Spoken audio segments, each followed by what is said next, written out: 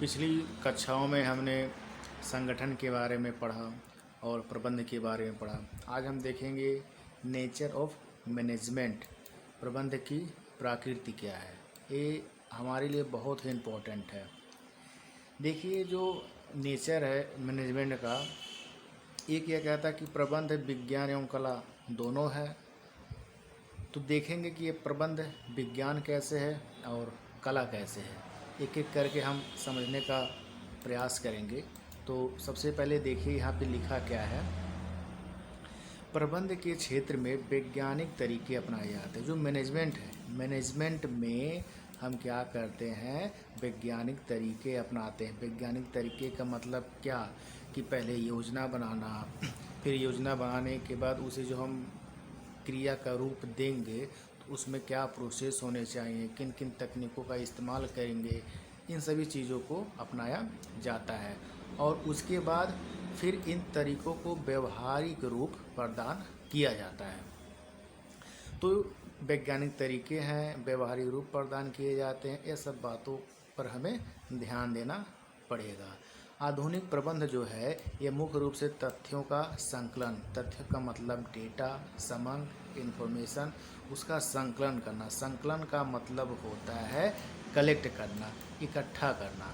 फिर उसके बाद क्या है, विश्लेषण से प्राप्त परखे हुए निष्कर्ष पर आधारित है। विज्ञान मतलब विज्ञान है क्या? वैज्ञानिक प्रबंध में हमारे निर्णय धैर्यपूर्वक किए गए वैज्ञानिक अनुसंधान के प्रतिफल होने चाहिए। वैज्ञानिक अनुसंधान के प्रतिफल होते हैं। उसी प्रकार जो नियम कानून विज्ञान में अपनाया जाता है उसे प्रबंध में भी अपनाया जाता है। आगे देखते हैं प्रबंध कला के रूप में कैसे। जैसे कोई भी कार्य हर व्यक्ति अलग अलग तरीके से करता है, उसी प्रकार मैनेजमेंट है, प्रबंध है, इसे हर व्यक्ति अलग अलग तरीके से अंजाम देता है। इसलिए कहा गया है यहाँ पर, किसी कार्य को करने की क्रियाविधि को कला कहते हैं। हर व्यक्ति मैनेजमेंट के कार्य को अलग अलग तरीके से करता है, इसीलिए मैनेजमेंट कला के रूप में भी अध्ययन किया जाता है। हर व्यक्ति का ज्ञान कौशल अलग अलग होता है और उसके ज़रिए से वह अपने कंपनी में प्रबंध के जो सिद्धांत होते हैं, उसके जो नियम होते हैं, उसे व्यवहारिक रूप देते हैं, जिसे हम कला कहते हैं। वैकल्पिक विधियों में से उत्तम, सहज, मितव्ययी, मितव्ययी का मतलब है कम खर्चीला विधियों को अपनाना पड़ता है।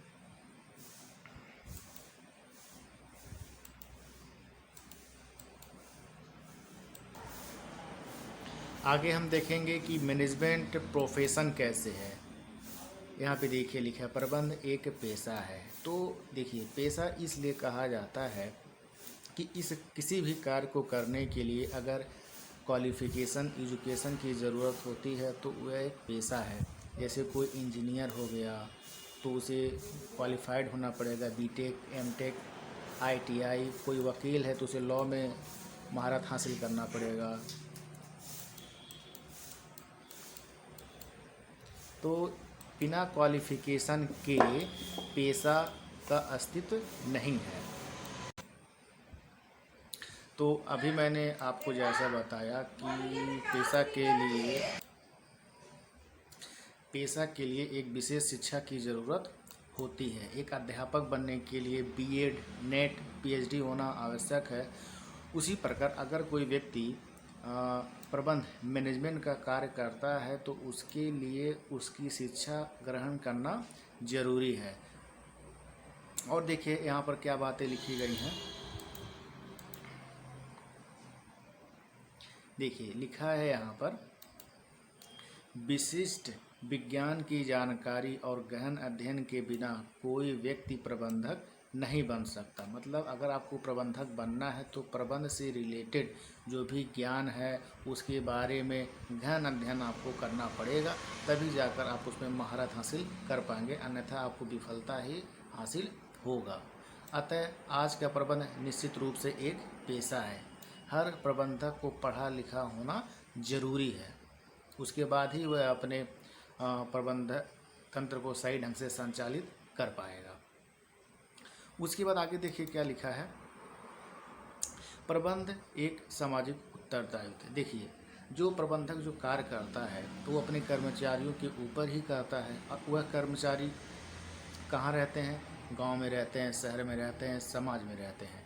तो देखा जाए मुख्य रूप से प्रबंधक का एक सामाजिक उत्तरदायित्व भी होता है। हर समाज के अलग अलग लोग रहते हैं, यहाँ पे देखिए लिखा है, इसमें सामाजिक, सांस्कृतिक, राजनीतिक परिवर्तन भी सम्मिलित है।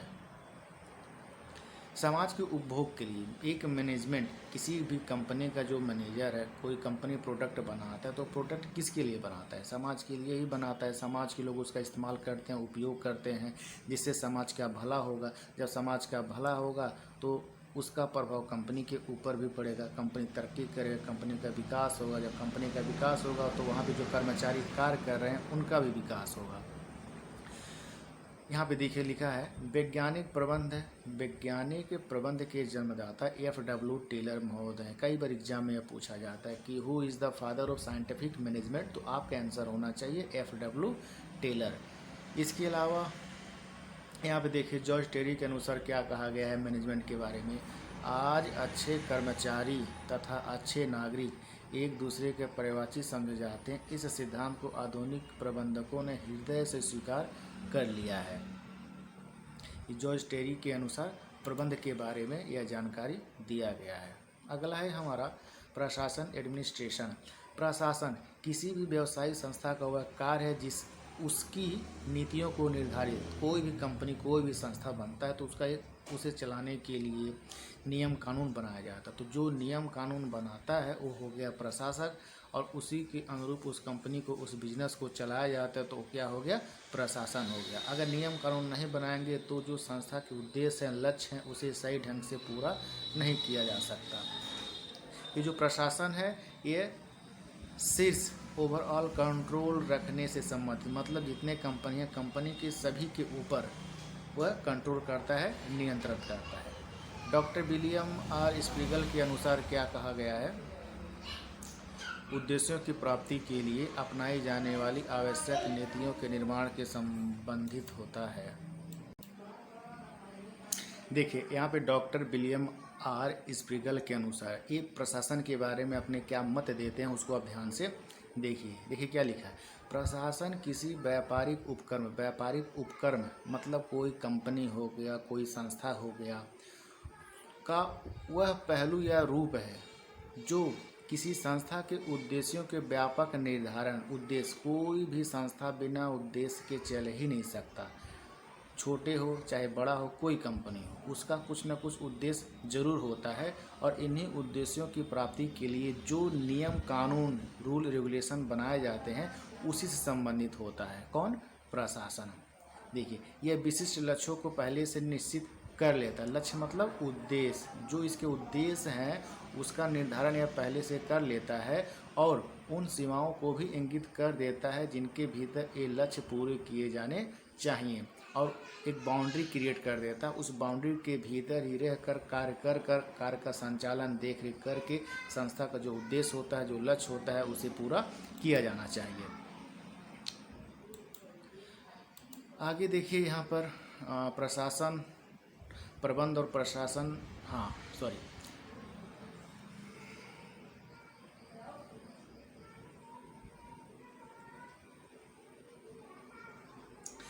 अब पढ़ेंगे हम प्रबंध, प्रशासन और संगठन में क्या अंतर है। तो देखिए संगठन के बारे में क्या कह रहा है, किसी भी व्यवसाय में दो या दो से अधिक व्यक्तियों द्वारा सहकारिता मतलब साथ काम करना, संबंध मतलब एक दूसरे से रिलेटेड हो, में कार्य करने का तंत्र, मैकेनिज्म प्रदान करता है कौन, संगठन। संगठन में कम से कम दो व्यक्ति होंगे, दो से ज़्यादा होंगे, वह एक साथ मिलकर एक दूसरे से रिलेटेड होकर कार्य करते हैं।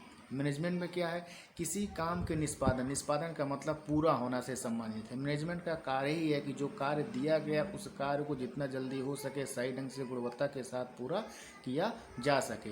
अन्य लोगों से कार्य कराने में अपने आप को व्यस्त रखता है। मैनेजमेंट का काम ही ये है कि दूसरे व्यक्तियों से कार्य कराना।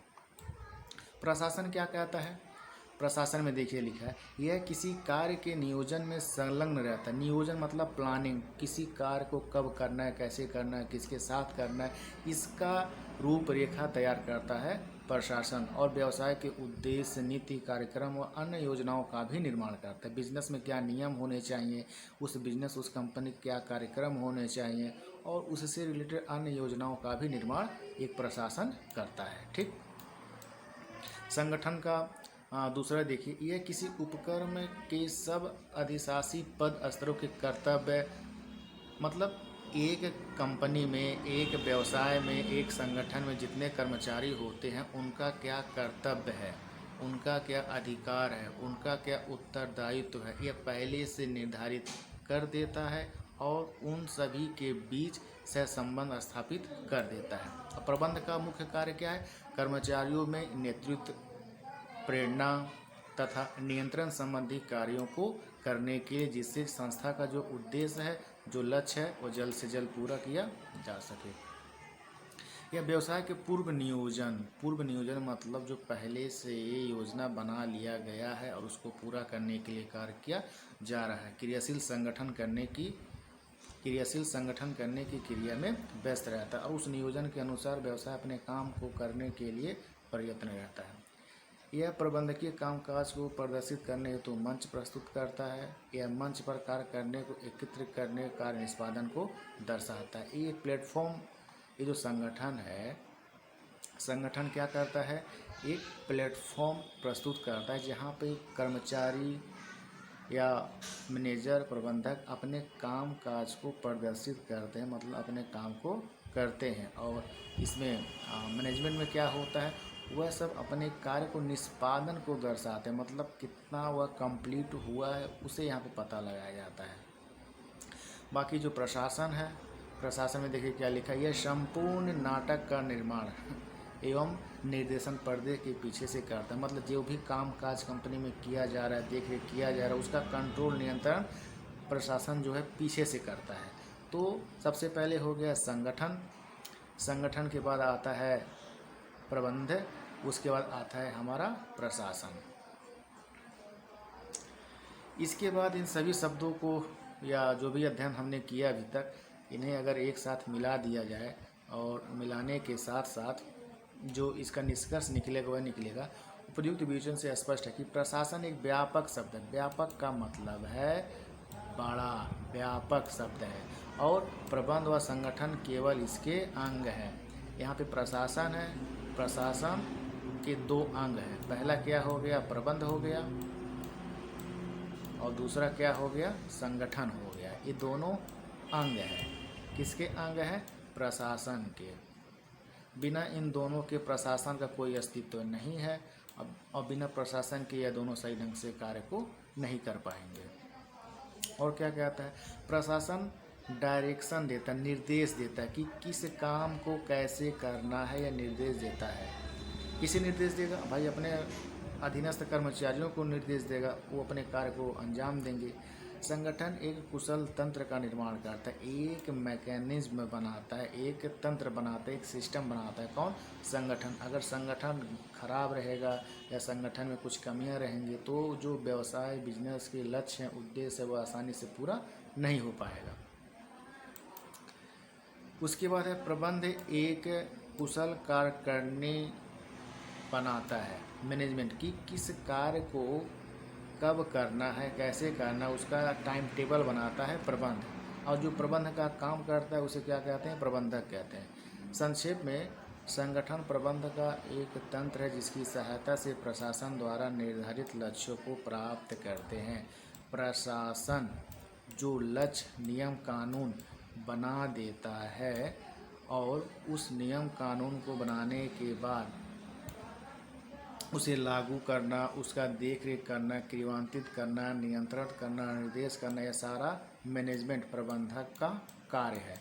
उसके बाद संगठन का नंबर आता है। संगठन पे जहाँ पर हकीकत में इन सभी कार्यों को अंजाम दिया जाता है और इसकी सहायता से कंपनी के जो उद्देश्य होते हैं, लक्ष्य होते हैं, उसे पूरा किए जाते हैं। यहाँ पर हमारा बिजनेस ऑर्गेनाइजेशन का चैप्टर 1 सॉरी बीच में फ़ोन आ गया था। बिजनेस ऑर्गेनाइजेशन का चैप्टर 1 हो गया है कंप्लीट। सेकेंड चैप्टर आपको कल या परसों मिल जाएगा। अगर आपको प्रैक्टिस करना है इसका आंसर लिखने के लिए, अगर आपको प्रैक्टिस करना है तो यहाँ पे कुछ प्रश्न दिए गए हैं, इस प्रश्न को आप पढ़ सकते हैं, समझ सकते हैं। ठीक, धन्यवाद।